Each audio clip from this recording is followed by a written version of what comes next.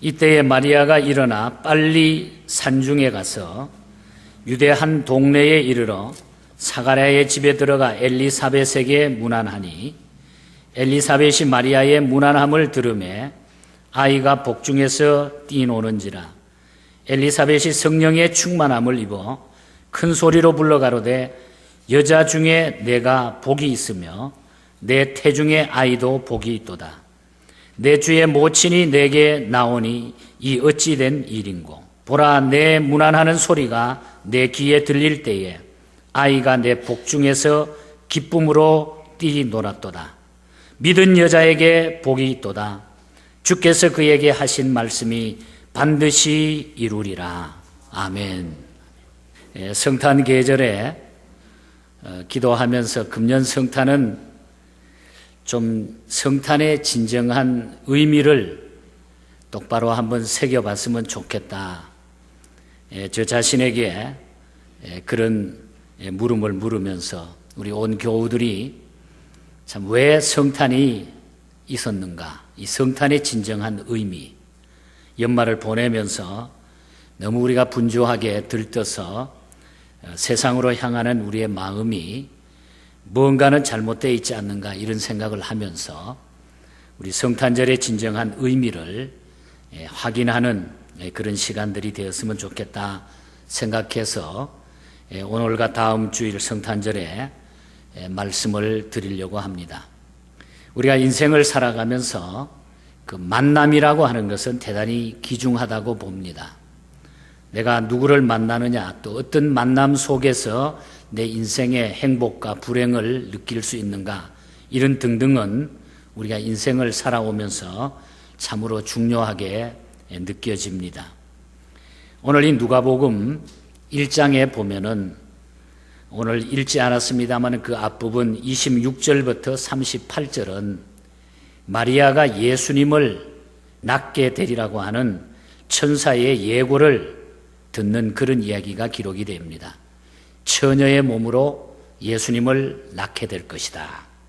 그리고 이어서 오늘 읽어드린 39절부터 56절까지는 세례 요한을 임신한 엘리사벳과 예수님을 잉태한 마리아가 서로 만나가지고 얘기를 나누는 그런 기사가 자세하게 기록이 되어 있는 것을 보게 됩니다. 예수님을 잉태한 마리아가 어느 날 자기 친척되는 엘리사벳을 방문하게 됩니다.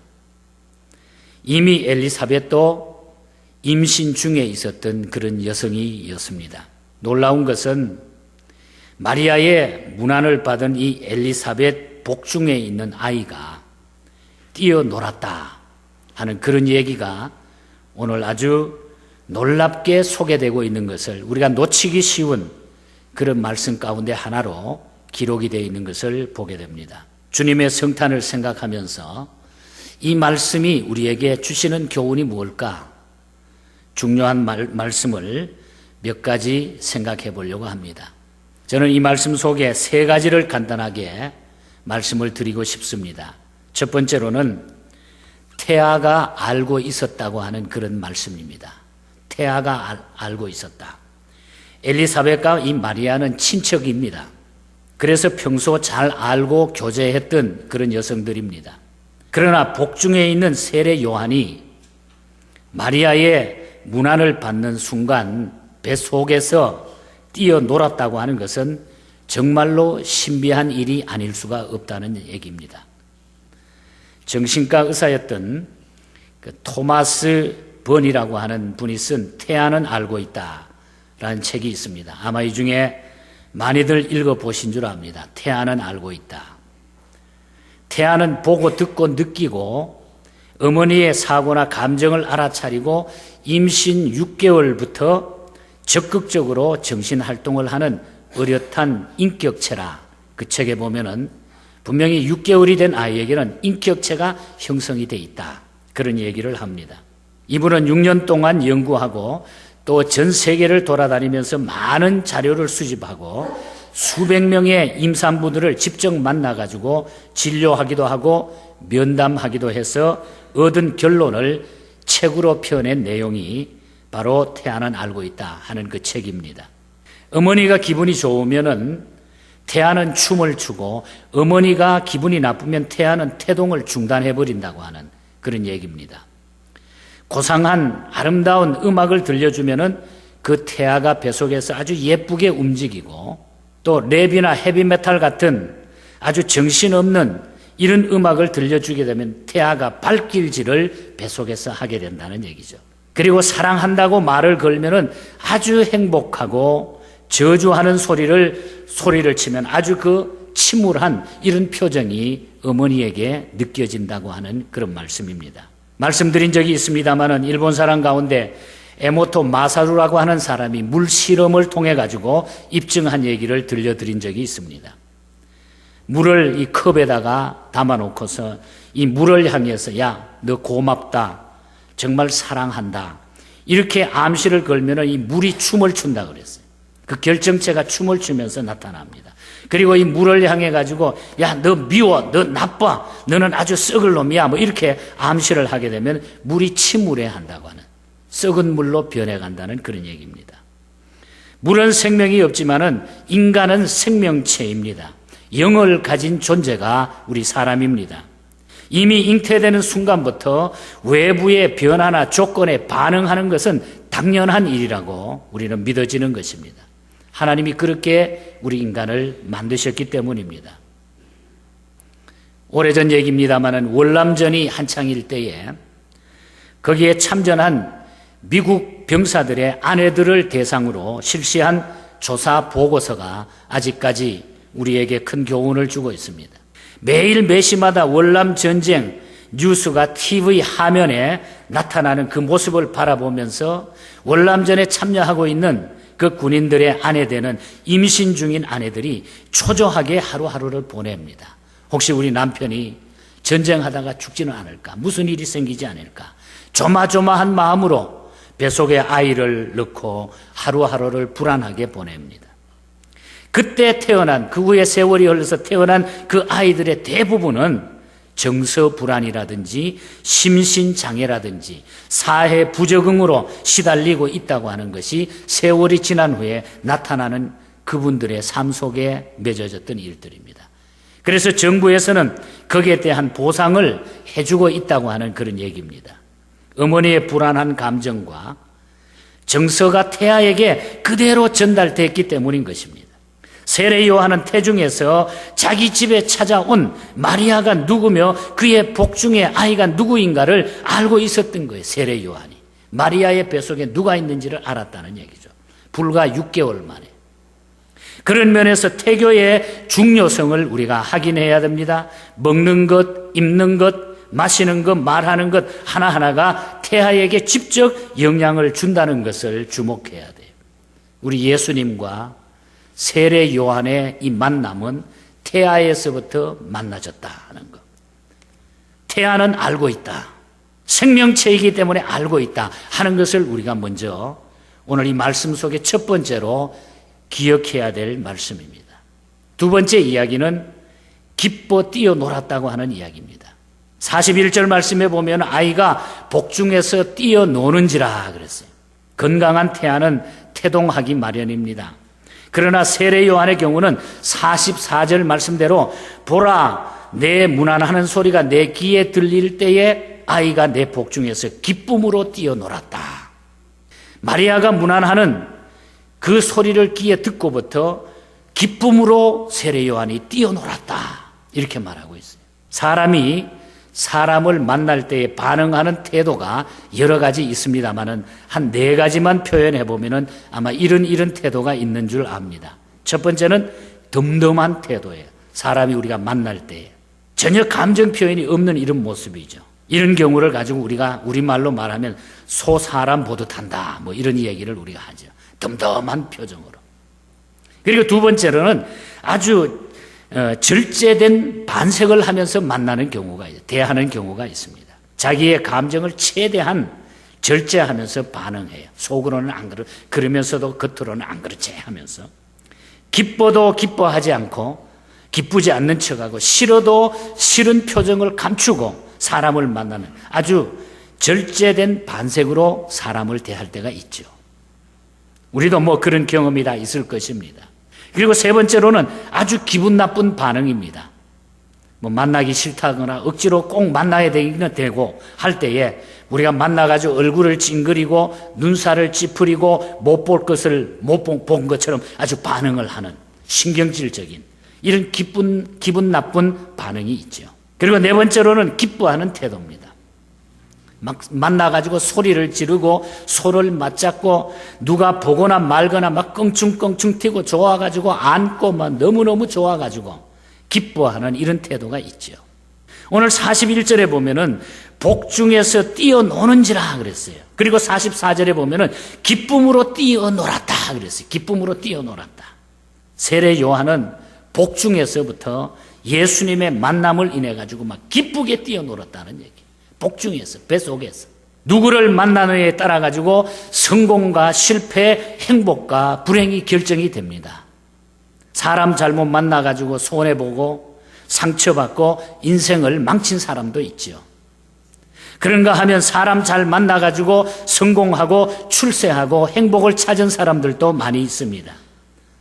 오늘 우리 그리스도인의 가장 소중한 만남은 예수 그리스도를 만나는 것입니다.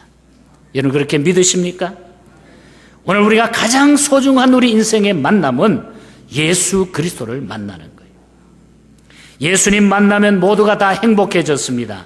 복중에 있던 세례 요한도 행복했습니다. 너무 기쁘고 행복해가지고 6개월 된 태아가 기뻐 뛰며 놀았다고 그랬어요.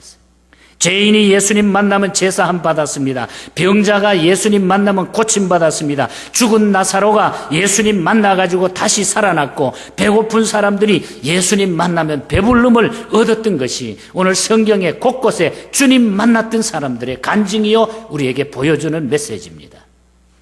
풍랑을 만나 죽을 고생을 하던 제자들이 예수님 만나게 돼서 풍랑이 잔잔해졌습니다.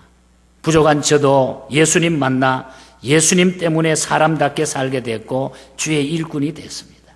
베드로의 경우도 마찬가지입니다. 그는 갈릴리 바다에서 고기 잡아 생계를 꾸려나가는 보통 사람 어부였던 것입니다. 그런 그가 어느 날 고기 잡다가 예수님을 만나게 돼요. 예수님이 나를 따르라, 내가 사람 낚는 어부가 되게 해줬다. 처음에는 그 말 뜻도 제대로 이해하지 못했어요. 그 말의 뜻이 무엇인지 베드로는 이해도 못했던 사람입니다. 그러나 물고기 잡는 것보다는 차원이 다른 이 고상한 일이라고 믿고 베드로가 따라 나섰던 것입니다. 그날부터 베드로의 삶이 변했습니다. 12제자의 팀 리더가 되었는가 하면 앞장서서 주님을 옹호했고 도와드리고 섬겼습니다. 훗날 그가 설교하면은 3,000명이나 몰려와가지고 회개하고 가슴을 치는 놀라운 능력이 있는 하나님의 종이 됩니다. 훌륭한 설교가가 되었습니다.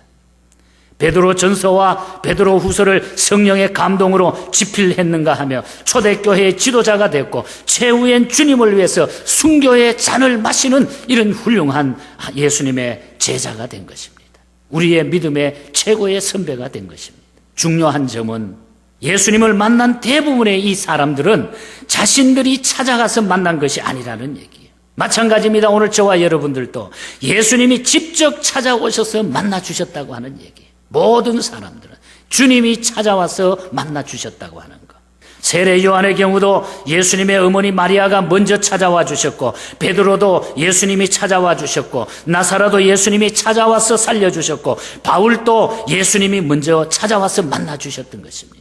바로 이 성탄절이라고 하는 것은 하나님이 이 세상에 찾아오신 날이에요. 오늘 우리가 죄로 말미암아 죽을 수밖에 없는 우리들을 나를 살리시기 위하여 이 죄악된 세상에서 나를 살리기 위해서 나를 만나주시기 위해서 주님이 오신 날이 바로 성탄절입니다.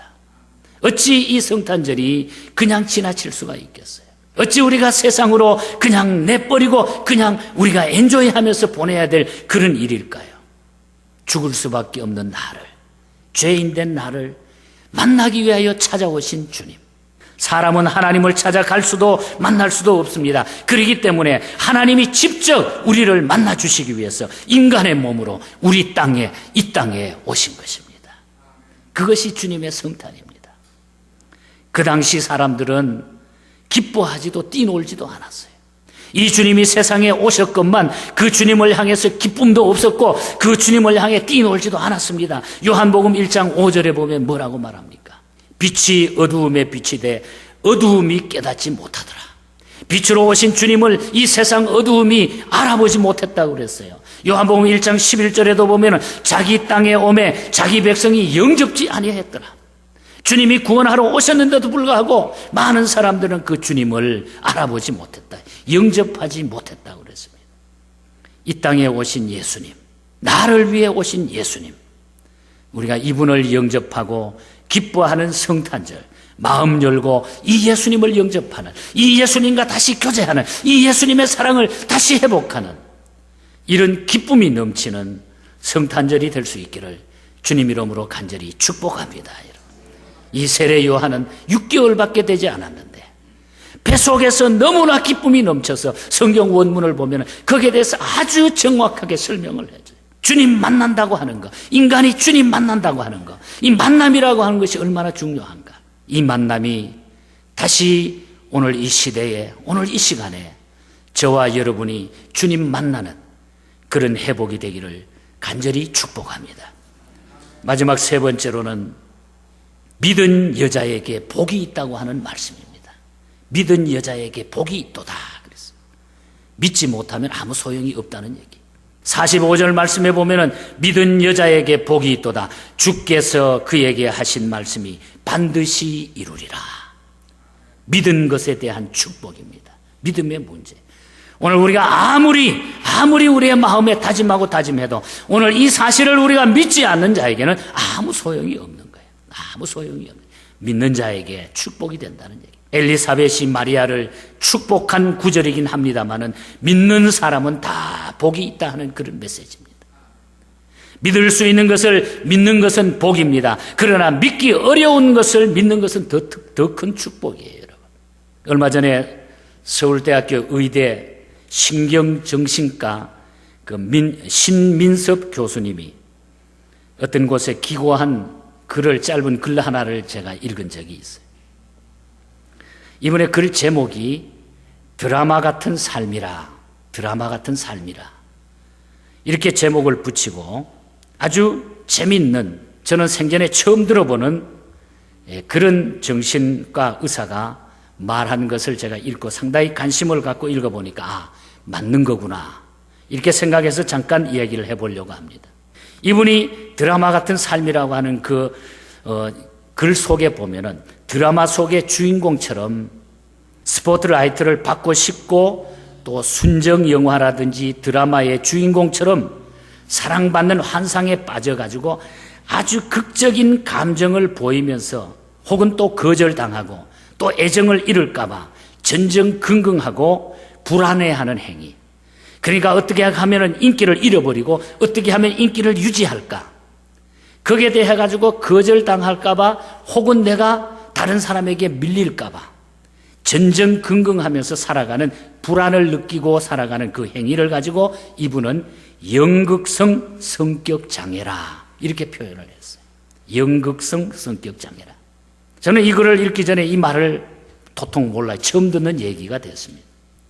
연극성 성격 장애는 주로 여성들에게 많이 나타나는 외모나 행동, 감성의 반응이라고 합니다. 아주 화려하게 꾸미고 변덕스럽고 강렬한 특징을 가지고 있는 분들이래요. 늘 자기 몸 치장에다가 뭐에다가 이런 연극성 성격 장애가 있는 사람은 이 내면에는 나는 무능하고 못났다 이런 생각도 하면서, 그리고 나는 최고로 잘났다 이렇게 늘 경쟁심 내지는 또한 무능심, 이것이 막 겹쳐가지고 그래서 적대감이 생기게 되고 질투감으로 가득하게 되고 그래서 스스로 고통스러워 가지고 인생을 살아간다는 얘기. 이것이 연극성 성격 장애라 그런 이야기를 했습니다. 그러면서 이 필자는 이런 이야기를 마지막에 합니다. 우리 모두는 사랑받기 위해서 태어난 소중한 존재라는 사실에는 우리 모든 사람은 변함이 없습니다. 부모님이 나를 사랑해주고 하나님이 나를 고귀하게 만드셨으며 태초부터 지금까지 사랑해 주신다는 사실을 기억하고 살아가야 된다. 우리 사람들은 제가 보기에는 이 교수님이 아주 예수를 잘 믿는 분인 것 같아요. 다시 말하면 우리 한 사람 한 사람은 사랑받기 위해 태어난 존재라는 거예요. 부모님의 사랑을 받아야 되고 하나님의 사랑을 받아야 되는 존재가 우리 사람이라는 얘기예요. 그러니까 우리가 이 땅에 사는 것은 하나님의 사랑으로 산다는 그런 얘기예요. 연극성 성격 장애, 별로 들어보지 못한 정신의학 용어입니다. 그러나 그런 증상에 우리가 만약에 사로잡혀 산다고 하면 얼마나 힘들고 어려울까요? 세상이. 자기의 약점을 감추고 장점을 가시하기 위해 가지고 자신을 과대 포장하고 산다고 하면 얼마나 그것이 고통스러울까요? 그래서 사는 재미가 별로 없겠죠. 결코 그런 삶은 복된 삶이 될 수 없는 것입니다. 우리가 혹 세상을 향해서 내 존재에 대해 가지고 그런 식으로 우리가 인생을 산다고 하면은 우리는 다시 한번 주님의 성탄을 통해서 우리 자신을 바로 바라볼 수 있는 기회가 됐으면 좋겠어요. 본문에서 엘리사벳은 마리아를 향해 가지고 뭐라 그러니까 그대는 복이 있는 여자다 그랬어요. 그대는 복이 있는 여자다. 그렇게 축복을 하고 있습니다. 그때 여기서 마리아가 좋은 옷을 입었거나 좋은 보석을 차용하고 아주 어리어리한 좋은 그런 분위기 속에 그렇게 꾸몄기 때문에 그 보석으로 장치했기 때문에 축복을 받은 것이 아닙니다. 여러분. 믿었기 때문이라. 성경은 믿었기 때문이다. 하나님을 믿고 말씀을 믿고 약속을 믿었기 때문에 복이 있다고 하는 그런 말이에요. 오늘 우리는 하나님의 말씀을 믿는 자가 복된 것입니다. 하나님의 말씀에 대해서 우리는 그 하나님의 약속에 대해서 믿는 자가 될 때에 우리가 복된 자가 되는 거예요. 그리고 42절에 보면은 내 태중의 아이도 복이 있도다 그랬어요.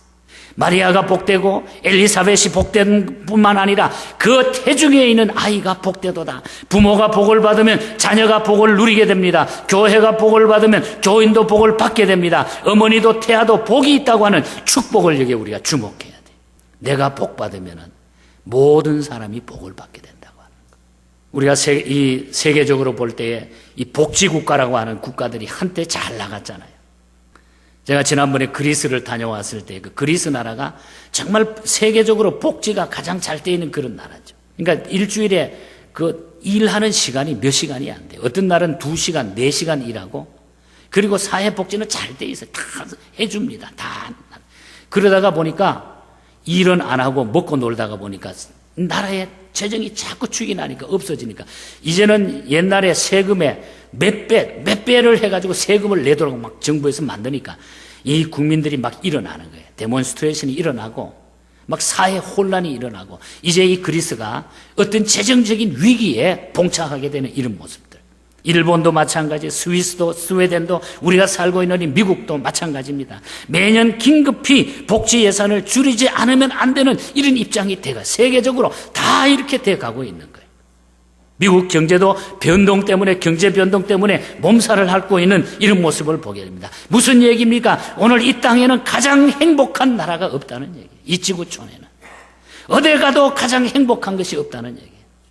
그렇기 때문에 우리는 성경으로 돌아가야 됩니다. 우리는 주님 앞으로 돌아가야 됩니다. 말씀으로 돌아가지 않으면 안 된다는 얘기예요. 우리는 오늘 이 본문에서 가장 행복한 만남이 어떤 것인가를 우리는 알았어요. 아직 세상에 태어나지 않은 생명, 복중의 생명이지만은 복중의 두 아이, 세례 요한과 예수님의 만남이 가장 행복한 만남이었어요. 예수님과의 만남. 이 만남을 우리는 회복해야 된다는 얘기예요. 우리 얘기로 오늘 말씀의 결론을 내려야 합니다. 이것이 그때 얘기로 끝나면 안 돼요. 오늘 나의 얘기로 결론을 내려야 돼요. 내 생애에서 가장 행복한 만남은 언제였으면 누구였을까? 저는 예수님 만나는 것이라고 분명히 이 시간 외치고 선포할 수 있습니다. 예수님 만난 것. 예수님이 저를 만나 주시지 않았다고 한다고 하면 아찔하고 두려운 생각이 들어요. 지금쯤 저는 어떤 사람이 되었을까? 무엇을 하고 살아갈까?